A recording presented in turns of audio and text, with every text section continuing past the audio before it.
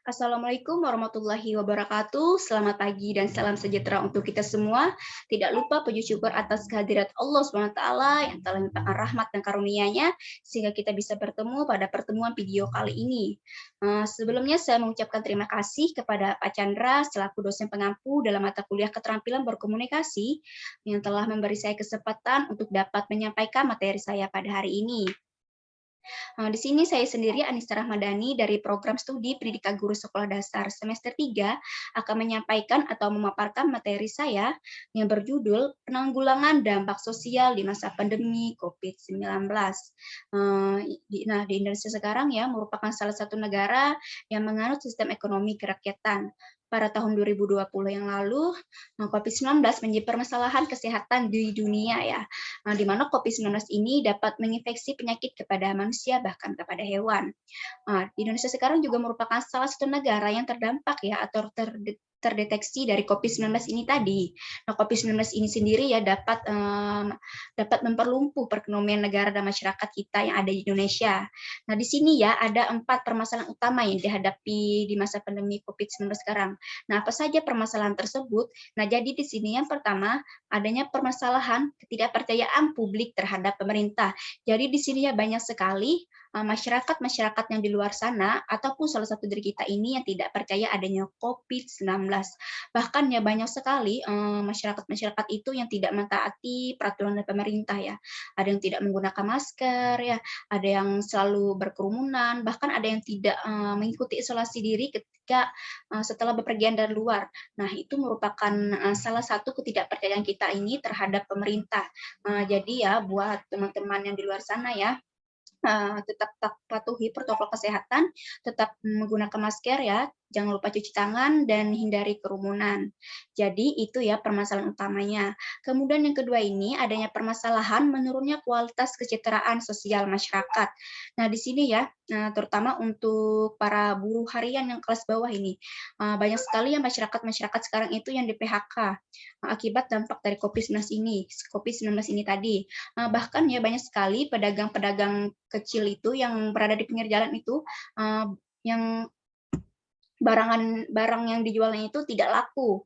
Nah, itu merupakan salah satu dampak dari COVID-19 ini. Mereka itu berjual dari pagi hingga sore itu biasanya kurang laku dagangannya. Nah, ini akan mengakibatkan ya atau memengaruhi kesejahteraan sosial masyarakat sekarang.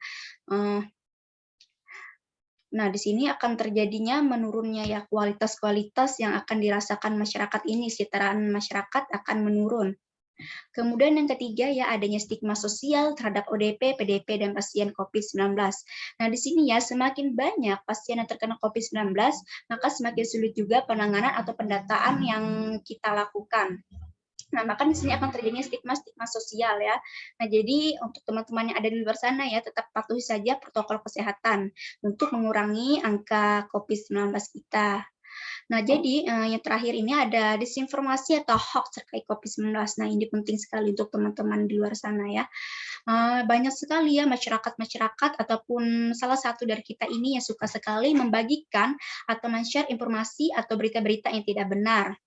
Nah, seharusnya kita harus cari tahu dulu ya, informasi tersebut benar atau tidaknya. Nah, kita ini bisa mengikuti ya atau memfollow akun-akun resmi dari pemerintah itu ya.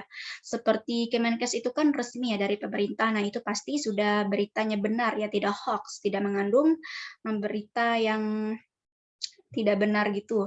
Nah, apalagi kan sekarang udah ada sanksi ya bagi siapa yang melanggarnya. Itu sanksinya itu pasal 28 ayat 1 Undang-Undang Nomor 11 Tahun 2008. Nah, ini tentang apa? Ini tentang informasi dan transaksi elektronik. Ini Undang-Undang ITE ya. Nah, bagi siapa yang melanggar atau suka sekali membagikan postingan atau berita-berita yang hoax itu, maka akan terkena sanksi ini tadi. Buat teman-teman ya, jangan sekali-sekali kalian men-share atau membagikan informasi yang hoax ini tadi. Karena ini akan berdampak untuk diri kita sendiri. Teman-teman juga pasti tahu kan kalau di Humas itu banyak sekali kayaknya masyarakat yang suka sekali men-share berita hoax ini tadi. Nah, itu akan berdampak kepada mereka sendiri. Nah, jadi itu ya 4 permasalahan sosial di masa pandemi yang kita hadapi sekarang. Kemudian, lalu bagaimana ya caranya kita ini mengatasi permasalahan sosial ini tadi? Nah, jadi di sini pertama-tama kita ini harus tahu dulu ya langkah dan konsepnya. Pertama-tama kita ini harus tahu dulu ya fungsi dari social distancing. Yang kita ketahui ya, fungsi social distancing ini merupakan salah satu ya mata rantai kita untuk memutus mata COVID-19. Lalu ya, bagaimana ya cara kita ini menjalankan social distancing ini tanpa mengabaikan kebutuhan naluri manusia.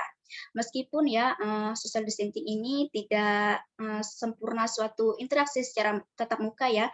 Nah, social distancing ini juga bisa dilakukan menggunakan teknologi. Nah, contohnya ya kita menggunakan teknologi itu seperti kita sedang Zoom itu kan ya. Kemudian bisa menggunakan Google Meet ya. Nah, itu merupakan salah satu cara kita menjalankan social distancing ini tadi menggunakan teknologi. Namun ya, esensi sosial dari social distancing ini tadi simpul dan solidaritas sosial itu sendiri ya.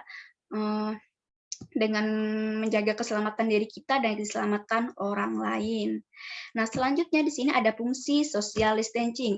Nah, di sini ada 4 fungsi social distancing. Nah, apa saja? Nah, yang pertama ini ya, mampu menjaga stabilitas politik. Nah, di sini ya, dengan secara disiplin kita selalu menjalankan protokol kesehatan ya, aturan-aturan dari pemerintah, maka kita ini telah membantu ya pemerintah beserta jajarannya dalam menangani upaya penanganan COVID-19 ini. Maka kita telah membantu ya peran-peran pemerintah itu beserta politik-politik ya. Jadi buat teman-teman tetap patuhi protokol kesehatan ya untuk mengurangi angka COVID-19 kita.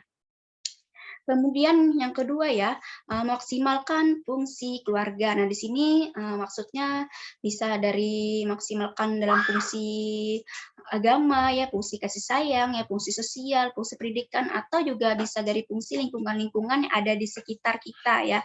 Nah, itu akan bisa memaksimalkan fungsi-fungsi yang ada di sekitar kita ya. Fungsi social distancing ini tadi. Kemudian yang ketiga ya membantu peran dokter dan tenaga medis. Nah, jadi di sini ya semakin kita mematuhi protokol kesehatan ya, secara tidak sadar kita ini telah membantu tenaga medis dan peran dokter ya untuk menangani COVID-19. Dengan selalu kita mentaati protokol kesehatan, maka kita ini juga telah mengurangi angka COVID-19 dan membantu para peran dokter dan tenaga medis. Jadi itu. Kemudian yang keempat ya, memaksimalkan peran komunitas ya. Nah, di sini terutama di tingkat desa ya, yakni dengan kita membentuk tugas gugus penanganan COVID-19, tapi di sini lebih berfokus kepada kesehatan warga dan kesejahteraan warga ya. Nah, di sini lebih gitu ya, lebih berfokus saja kepada kesehatan warga dengan kita membentuk gugus gitu, gugus penugasan yang ada di desa itu. Dan di sini akan maksimalkan peran-peran komunitas. Tapi di sini tidak hanya ke desa saja ya, banyak sekali peran-peran komunitas yang ada di luar sana. Nah, dengan kita berfokus pada kesejahteraan dan kesehatan warga, maka akan maksimalkan fungsi-fungsi komunitas. Nah, jadi itu ya 4 fungsi social distancing. Social distancing yang bisa saya jelaskan. Kemudian ya, selanjutnya bagaimana sih caranya kita ini mengefektifkan social distancing? Nah, bagaimana? Di sini ada 4 juga ya. Yang pertama kita bisa beredukasi dengan pendekatan sosial. Nah, bagaimana caranya? Di sini kita bisa beredukasi melalui pendekatan kepada tokoh masyarakat, tokoh adat, pemuka agama, bahkan bisa dengan tokoh pemuda seperti kita. Nah, dengan kita beredukasi pendekatan sosial kepada masyarakat, maka bisa mengefektifkan social distancing kita ini. Nah, jadi itu ya cara yang pertama.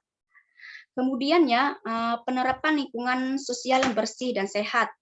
Nah, di sini ya lebih mengedepankan kepada spiritualitas yang ada di daerah kita masing-masing dan kearifan yang ada di daerah kita. Maksudnya di sini kita lebih berfokus pada kearifan lokal. Nah, jadi di materi selanjutnya nanti akan saya jelaskan ya tentang kearifan lokal ini tadi. Kemudian ya itu yang keduanya tadi. Kemudian yang ketiga ini penerapan sanksi tegas selama 24 jam. Nah, di Indonesia kan ada ya PPKM ya. Dengan polisi kan Nah, kalau malam itu selalu berpatroli ya, berkeliling-keliling lingkungan sekitar ya. Nah, itu ya tujuannya dari PPKM ini ya untuk mengurangi angka COVID-19. Nah, kan banyak sekali ya masyarakat-masyarakat yang suka berkeluyuran ya, apalagi yang ada yang tidak menggunakan masker. Nah, bagi siapa yang melanggar sanksi-sanksi, mohon maaf, melanggar norma-norma protokol kesehatan dari pemerintah itu, maka akan terkena sanksi. Apalagi kan kalau siang itu ya banyak juga masyarakat yang tidak menggunakan masker. Biasanya akan terkena sanksi ya. Dan salah satunya itu hukumannya itu biasanya bisa membersihkan lingkungan sekitar dan apa ya, push up ya biasanya. Nah, jadi buat teman-teman ya tetap patuhi saja protokol kesehatan. Nanti kalau kita tidak mematuhi protokol kesehatan akan berdampak kepada diri kita sendiri ya, akan mendapat sanksi. Ini sanksi tegas selama 24 jam.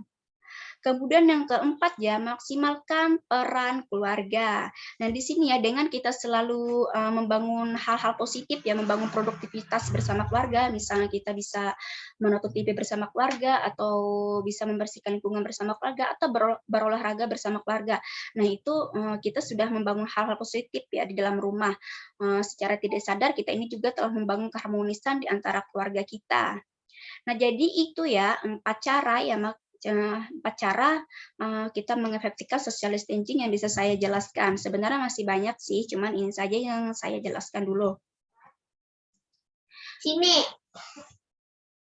Kemudian yang selanjutnya ini ya, ada penanganan dampak pandemi COVID-19. Nah, di sini kan ada saya jelaskan sebelumnya tadi tentang kearifan lokal. Nah, di sini akan masuk ke materi kearifan lokalnya tadi ya.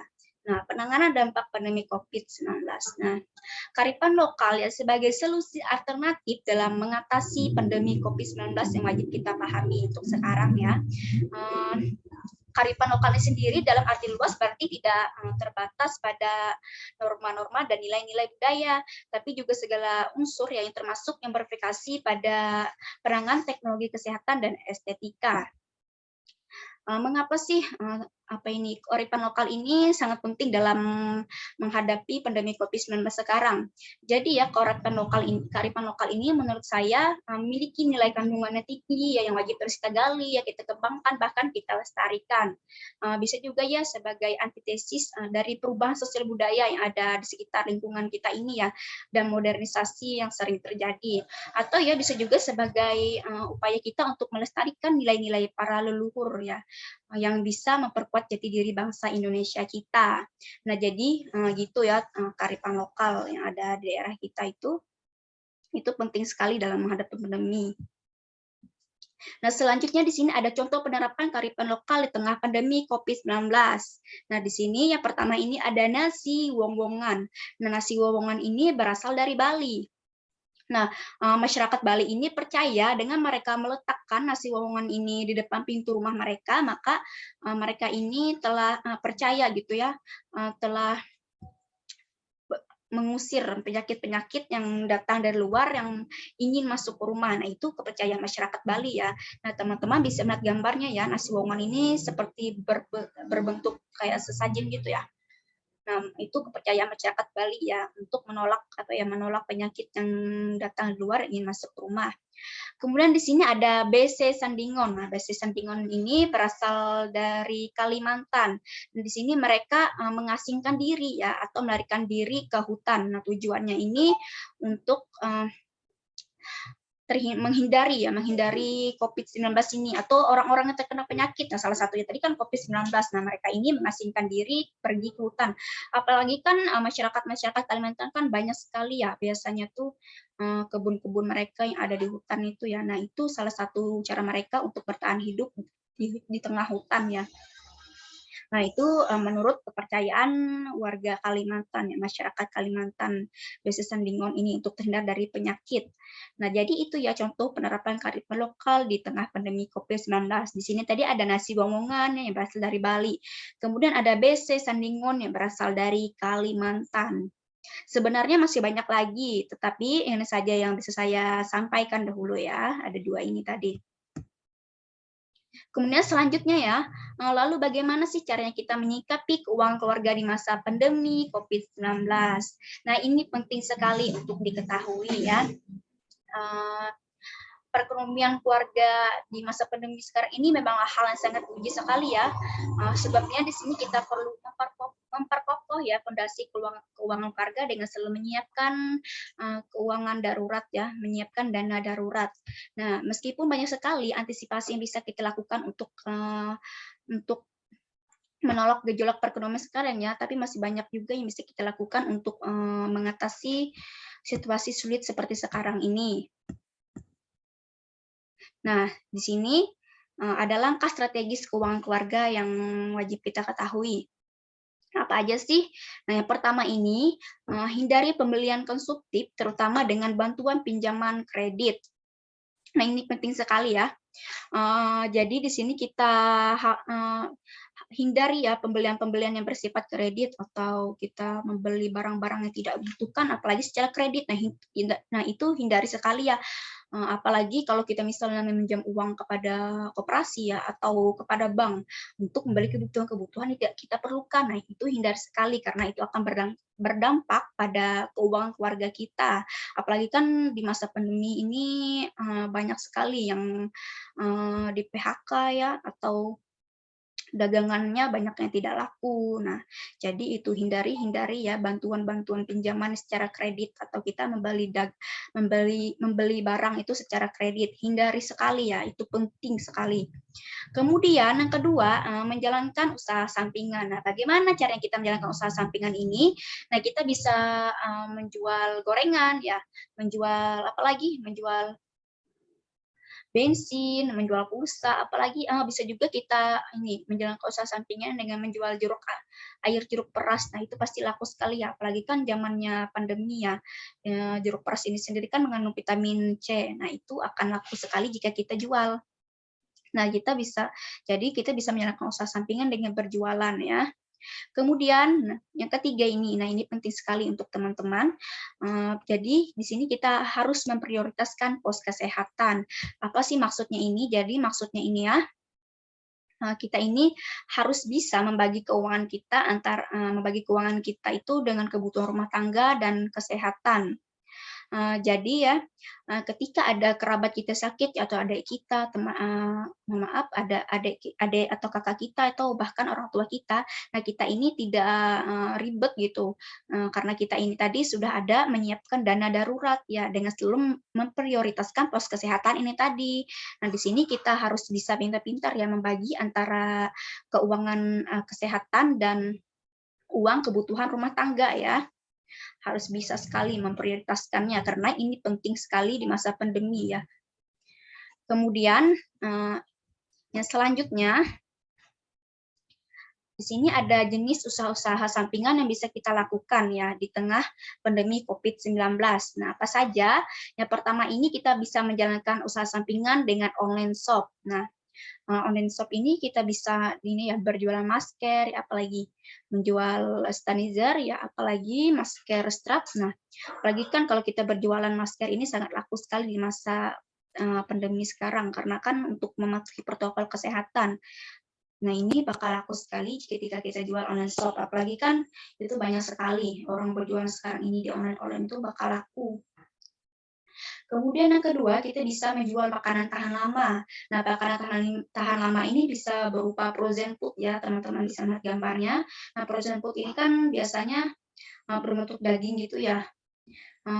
Bisa kita masukkan ke dalam kulkas itu tahan lama sekali. Atau kita bisa juga berjualan makanan-makanan tahan lama itu seperti kaleng-kalengan ya, sarden atau bisa juga Indomie atau telur ya itu termasuk makanan tahan lama yang bisa kita jual ya untuk usaha sampingan kita di tengah pandemi sekarang. Kemudian yang selanjutnya di sini kita bisa menjalankan usaha sampingan dengan menjual rempah-rempah tradisional. Nah, rempah-rempah tradisional ini ya atau kita bisa menjual ini seperti apa ya, jahe, kunyit, ya, kencur, apalagi kan jahe yang sekarang bisa laku ya dijual karena jahe ini kan bisa membuat jamu ya yang bisa memperkuat imun kekebalan tubuh kita di tengah pandemi. Nah, ini bakal laku padahal sih sebenarnya ini tidak hanya laku di pandemi sekarang ya. Sebelum-sebelumnya juga pada masa-masa normal juga memang udah laku sih karena ini penting sekali ya di kebutuhan rumah tangga. Kemudian yang terakhir ini ada kita bisa menjalankan usaha sampingan dengan menjual cemilan-cemilan sehat. Nah, apa sih yang bisa kita jual ini? Nah, di sini ada gambar apa ya, dessert book ya. Nah, ini meskipun manis ya, tapi ini juga bermanfaat ya, cemilan-cemilan sehat ini. Atau juga kita bisa menjual cemilan apa ya, salad buah ya, sayur, sop salad buah ya, sop buah atau salad sayur ya. Nah, apalagi kan salad sayur ini banyak sekali manfaatnya untuk tubuh kita atau salad buah. Nah, itu termasuk salah satu cemilan sehat yang bisa kita jual untuk menambah keuangan keluarga kita ya, usaha sampingan kita selama pandemi COVID-19. Zaman sekarang kan banyak juga masyarakat-masyarakat itu yang menjual cemilan-cemilan sehat itu. Nah, itu pasti bakal laku sekali ya, karena kita kan selalu di rumah ya, pasti hobinya ngemil gitu, ngemil terus ya, jadi gitu. Nah, kemudian yang terakhir ini ada strategi penjualan di masa pandemi COVID-19. Nah, apa saja sih strategi-strateginya? Nah, ini penting juga ya. Yang pertama, kita pastikan tetap terhubung dengan pelanggan kita di medsos. Nah, di sini pastikan akun sosial media kita ini terus aktif ya. Kemudian kita selalu mengupdate postingan dagangan kita ini agar pelanggan kita ini tetap tertarik ya dengan jualan kita.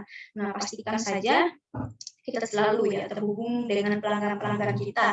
Nah, jangan sampai kita ini gonta-ganti nama akun media sosial kita, karena itu akan berpengaruh sekali ya terhadap pelanggan kita. Jadi itu yang pertama, strategi penjualan kita. Kemudian yang kedua ya, pastikan bisnis kita ini dapat ditemukan secara online. Nah, jadi di sini ya, jangan sampai ya kita ini juga tadi yang saya udah jelaskan yang nomor 1 ini tadi, yang pertama ini sampai gonta-ganti ya akun sosial media.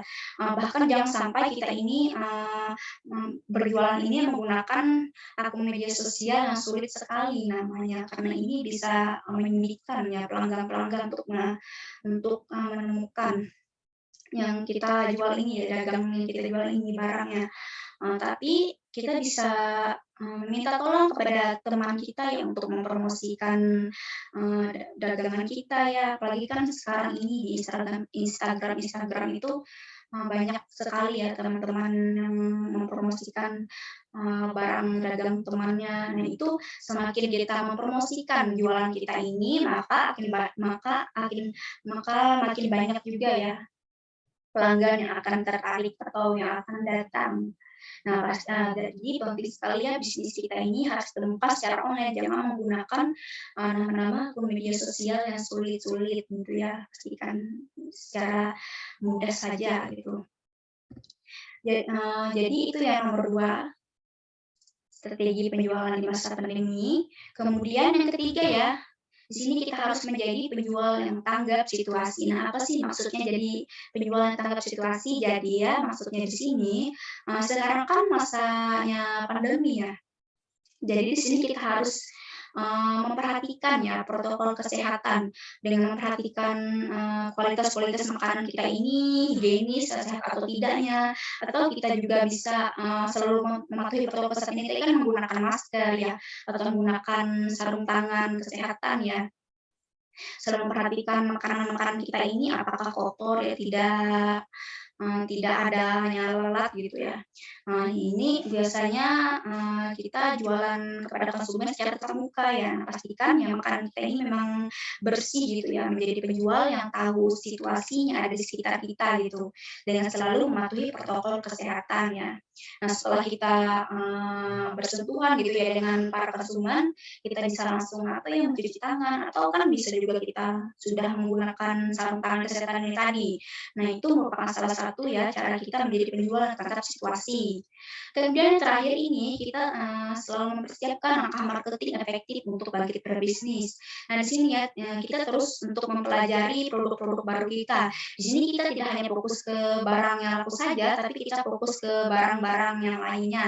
Di sini kita terus mempelajari ya dan mendalami produk-produk baru kita yang akan kita pasarkan.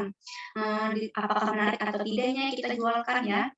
kita ini harus berpikir secara efektif ya untuk bangkit dari bisnis ini tadi. Apakah dagangan kita ini, barang kita ini laku atau tidaknya kita tergantung bagaimana caranya kita ini bisa menarik konsumen ya.